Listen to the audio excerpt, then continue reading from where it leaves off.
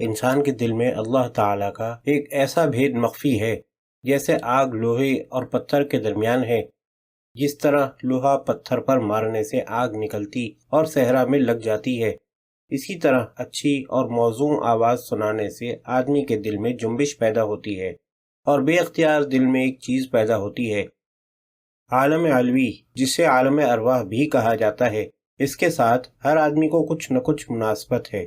وہی مناسبت دل ہلانے اور بے اختیار ایک چیز پیدا کرنے کے لیے کافی ہے۔ عالم علوی دراصل عالم حسن و جمال ہے، اور حسن و جمال میں بہرحال تناسب ہوتا ہے، اور جو چیز متناسب اور موزوں ہوتی ہے وہ اسی عالم جمال کے کسی خاص وصف کی نمود ہوتی ہے، اور اسی عالم محسوس میں جو حسن و تناسب ہے وہ اسی عالم کے حسن و جمال کا ثمرہ ہوتی ہے۔ تو اچھی اور موزوں آواز بھی اس عالم کے عجائبات سے مشابہت رکھتی ہے، اور اس سبب سے دل میں حرکت پیدا کرنے اور شوق و اشتیاق کا ذریعہ بنتی ہے۔ یہ بات اس دل میں پیدا ہوتی ہے جو سادہ منش ہو اور عشق و شوق سے خالی ہو۔ لیکن اگر دل خالی نہ ہو اور کسی چیز کے ساتھ مشغول ہو، تو جس چیز کے ساتھ مشغول ہوتا ہے، اچھی آواز سننے سے وہ چیز اس طرح حرکت میں آ جاتی ہے جیسے پھونک سے آگ بھڑکتی ہے۔ جس کے دل میں عشق الہی کی آگ ہو، اس کے لیے سماع ضروری ہے تاکہ وہ آگ مزید بھڑکے، اور جس کا دل غلط قسم کی محبت کا شکار ہو، اس کے لیے سماع حرام اور زہر قاتل ہے۔ اس میں اختلاف ہے کہ سماع حلال ہے یا حرام۔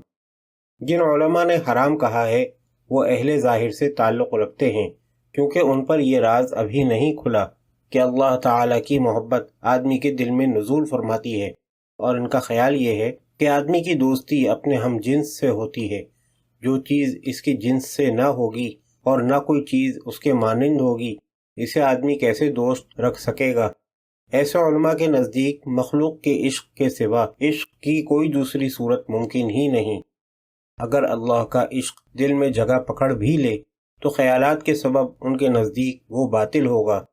اسی لیے وہ کہتے ہیں کہ سماع یا تو کھیل ہے یا مخلوق کے عشق کی وجہ سے ہے، اور یہ دونوں باتیں دینی اعتبار سے مذموم ہیں۔ اور جب ان سے پوچھا جاتا ہے کہ اللہ کی محبت اور دوستی جو مخلوق پر لازم ہے، اس کا کیا مطلب ہے، تو وہ کہتے ہیں کہ اس کا مطلب عبادت و فرمانبرداری ہے۔ ان لوگوں کی یہ بھول ہے کہ منجیات یعنی باعث نجات چیزوں میں جہاں محبت کی حالت بیان ہوگی وہاں اس کا بھی ذکر ہوگا۔ یہاں تو ہم یہ کہنا چاہتے ہیں کہ سماع کے متعلق فتویٰ اپنے دل سے لینا چاہیے، کیونکہ جو چیز دل میں نہیں ہوتی سماع اسے پیدا نہیں کر سکتا، بلکہ سماع اسی چیز کو حرکت میں لاتا ہے جو دل میں ہوتی ہے۔ تو جس شخص کے دل میں ایسی چیز ہو جو شرعاً پسندیدہ ہو اور اس کا قوی ہو جانا مطلوب ہو، تو جب سماع اس کو قوی کرے گا تو سننے والے کو لازماً ثواب ملے گا، اور جس کے دل میں وہ چیز ہو جو شرعاً مذموم اور بری ہو تو سننے والے کو عذاب ہوگا، اور جس کا دل دونوں سے خالی ہو اور وہ محض کھیل کے طور پر سنتا ہو اور محض طبعی لذت حاصل کرتا ہو تو اس کے لیے سماع مباح ہے۔ گویا سماع کی 3 قسمیں ہیں۔ قسم اول، آدمی غفلت کے ساتھ بطور کھیل تماشا سماع سنے۔ یہ اہل غفلت کا طریقہ ہے، اور ظاہر ہے کہ دنیا جب ایک کھیل ہے تو اس قسم کا سماع بھی اسی جیسا ہوگا۔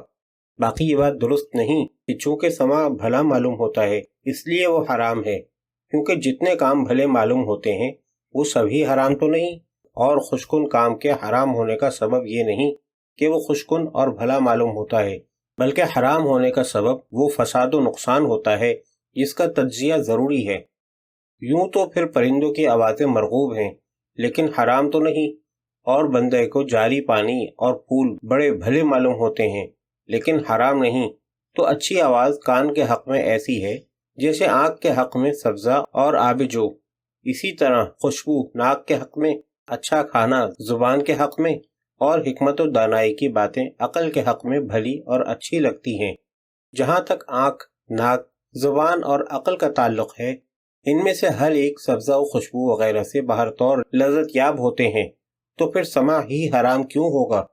خوشبو سونگھنا، کھیل دیکھنا اور سبزے کی سیر حرام نہیں۔ اس پر دلیل یہ ہے کہ حضرت ام المومنین سیدہ عائشہ صدیقہ رضی اللہ عنہا فرماتی ہیں کہ حبشی لوگ عید کے دن مسجد میں مصروف کھیل تھے، آپ صلی اللہ علیہ وسلم نے مجھ سے ارشاد فرمایا کہ تم دیکھنا چاہتی ہو؟ میں نے کہا جی ہاں۔ آپ صلی اللہ علیہ وسلم دروازے پر کھڑے ہو گئے اور ہاتھ مبارک بڑھائے، حتیٰ کہ میں نے اپنی ٹھوری آپ کے ہاتھ پر رکھ لی اور اتنا جی بھر کر دیکھا کہ آپ صلی اللہ علیہ وسلم نے کئی بار فرمایا کہ اب بس نہیں کرو گی؟ میں نے عرض کیا کہ نہیں، یہ حدیث صحیح ہے اور اس سے 5 قسم کی اجازتیں سامنے آتی ہیں۔ ایک تو یہ کہ کھیل اور اس نوع کی چیزیں کبھی کبھار دیکھنا حرام نہیں، دوسرے یہ کہ وہ حضرات مسجد میں مشغول تھے، تیسرے یہ کہ جب آپ حضرت عائشہ رضی اللہ عنہا کو وہاں لے گئے تو فرمایا دونکم یا بنی ارفدہ، اس میں کھیل کا حکم ہے، تو اگر کھیل حرام ہوتا تو آپ صلی اللہ علیہ وسلم ایسا حکم کیوں دیتے؟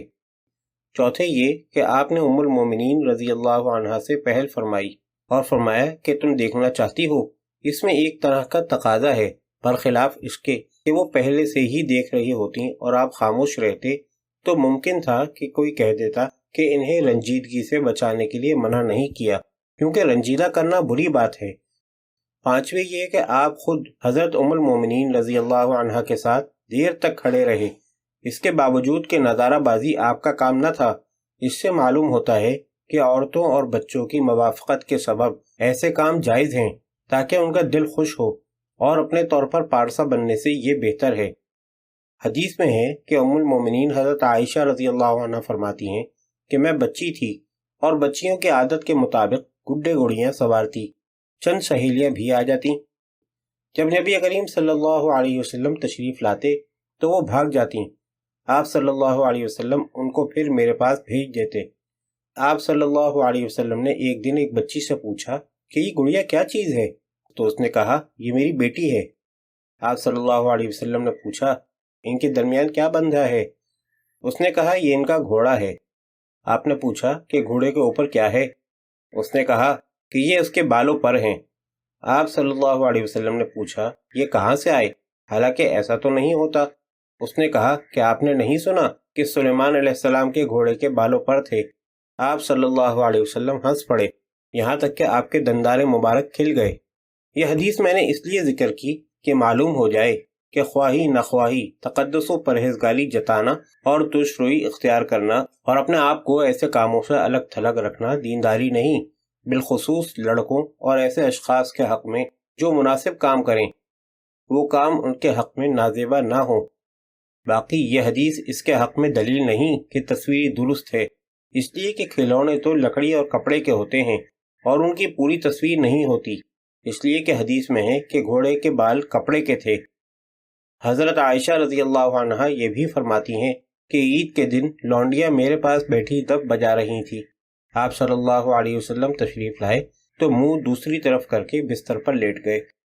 میرے ابا حضرت صدیق اکبر رضی اللہ عنہ تشریف لائے تو ان لڑکیوں کو ڈانٹا اور فرمایا کہ اللہ کے نبی کے گھر میں یہ شیطانی آلات۔ آپ صلی اللہ علیہ وسلم نے متوجہ ہو کر حضرت ابو بکر صدیق رضی اللہ عنہ سے فرمایا کہ ان کو چھوڑ دو، آج یوم عید ہے۔